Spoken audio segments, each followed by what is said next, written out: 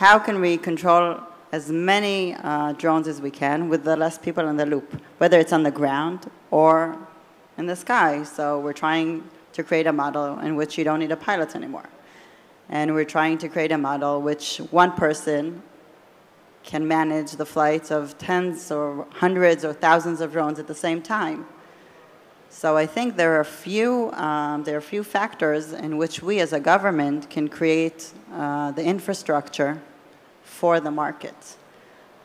And the third thing that we're trying to do is create pilots with the public market, because we believe that the public sector would be the first one to enhance this technology. So the more we pilot with the public sector and the more services we're able to give the citizens, I think it will enable also the market to operate as well. So these are the three factors I think would be the main ones in order to help the companies create this market. Thank you. Libby and Yulia, the same question maybe. What citizens can expect for when speaking of drones? How can they practically benefit from them?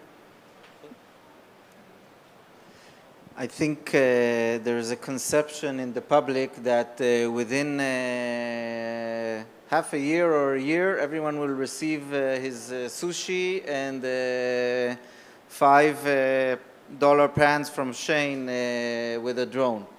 And I don't think this will be the situation. I think the public, the private citizen with his small delivery will still have the delivery guy with a scooter come with his sushi.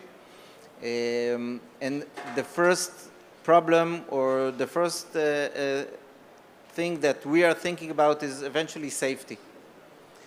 And right now we are not convinced that the technology and many other the infrastructure, many other factors allow for a sufficient level of safety with a small cost, because I can achieve 99.9% safety, but with a lot of cost, with a very expensive drone, with a lot of people controlling the mission. Then I'll have very good safety, but then I'm not getting anywhere because the cost is yes, very high.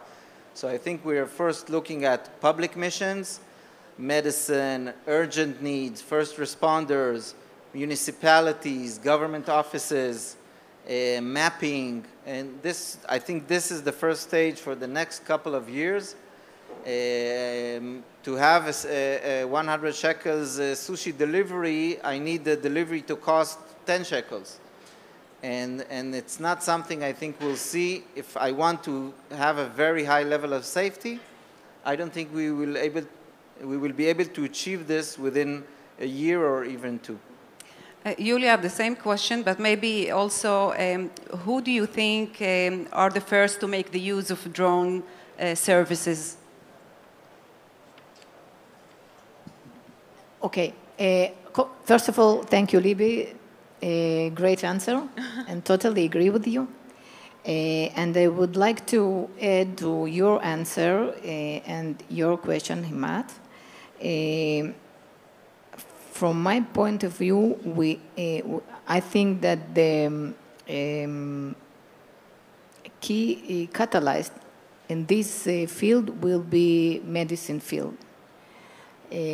It's about the ability and prices we talk about, but I think that the medicine field allowed today have a benefit from this level of maturity, the solution that we have, to lead this development process, and this day to use the drones fleets for save the lives, they deliver the tools to the surgery rooms, medication, medical devices, blood products. In the past, with the initiative, we flew with the pilot to deliver the blood units.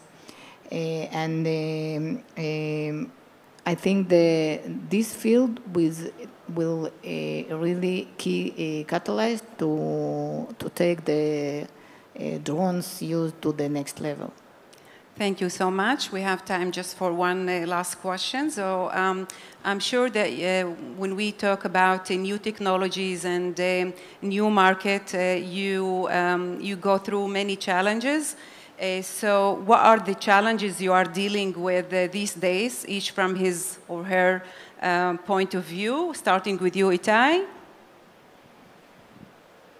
Okay, I'll make it short. So when we consider using drones and eVTOLs, we need to think about landing sites.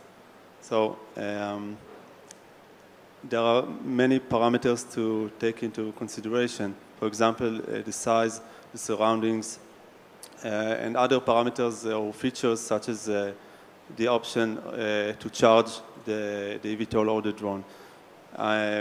When dealing with urban area, these landing sites should meet several parameters as well, such as the location should be relevant, business center, for example, and also it should be, or it is better if it would be in proximity to a transportation hub, so that to enable smooth connectivity and to minimize last mile issues. This requires a lot of coordinating and engagement that we as a government company do in order to have a progress in this area. I think we have a very good challenge in a way because Israel is a bit ahead of our time. When we look at the global arena, we're one of the most progressive companies when it comes to the technology and when it comes to the operation. And we just need the patience to create this economically viable market. I'll say in two very short sentences. When we make regulation, first of all, we are looking at operational experience from the entire world. And this does not exist in terms of traffic management of drones in the sky. There is not a lot of operational experience in the world. We only have it in Israel because of the initiative. So this is the first challenge. The second, making regulation in Israel takes years. So because there are government changes and the way the process is made, so we're looking at years. When we have a concrete, good draft, it'll take us years to have it enacted. Thank you, Libby. Do you want to add something, Yulia? No.